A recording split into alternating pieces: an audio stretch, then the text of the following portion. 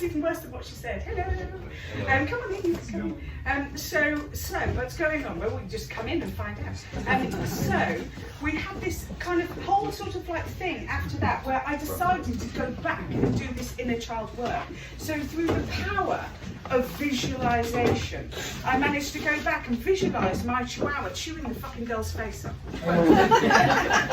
So now I am cured and I am no longer bullied by overly tall bosses. It just works. I just work with people who are shorter than me, so that all works out. This was a mistake, wasn't it? I can tell by your body language. This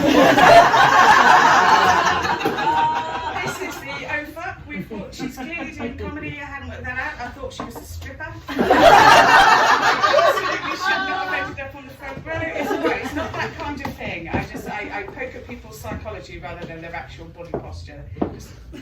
Just relax.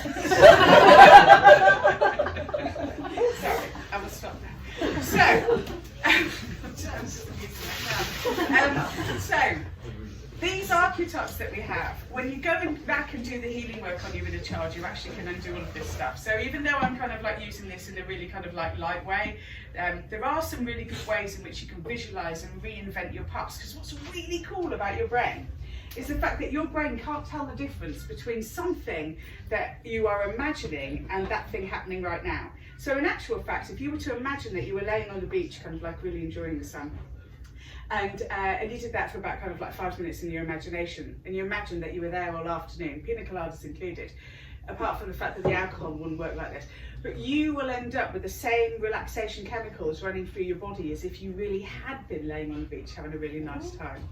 So in actual fact, your subconscious mind can't tell the difference, and it's not time orientated. So if you go back to traumatic events that happened in your childhood, or happened last week, or happened last night, yeah, that was a mistake, and replay them with kind of like a different bent, then your brain actually goes, oh, and then you change what happened to you. And in psychology terms, we have this kind of triangle. It was funny before you came in. It has this sort of like triangle where it goes victim, persecutor, and hero. And somehow, we love being a bit of a victim, don't we?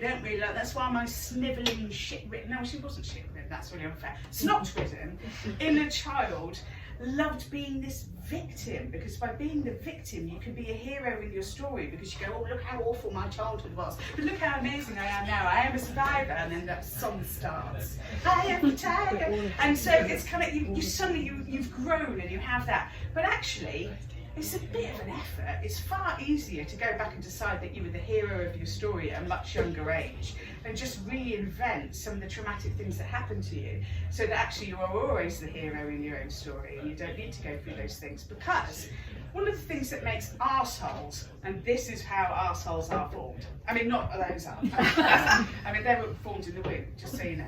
Well, actually, I think that they're formed in your grandmother's womb, but that's a whole different story. Because did you know that you existed in your grandmother's womb? That's weird. What? Yeah. Your mother was born with all of her eggs intact.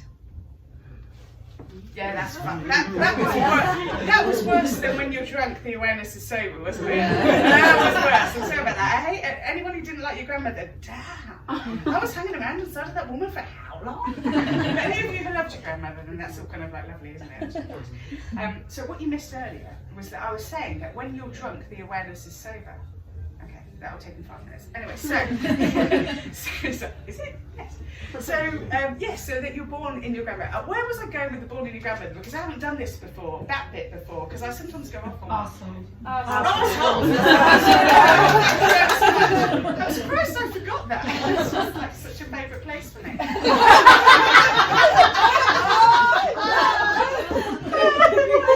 and navels and swimming around. This is actually a navel thing. Swimming around with my navel. So yeah, so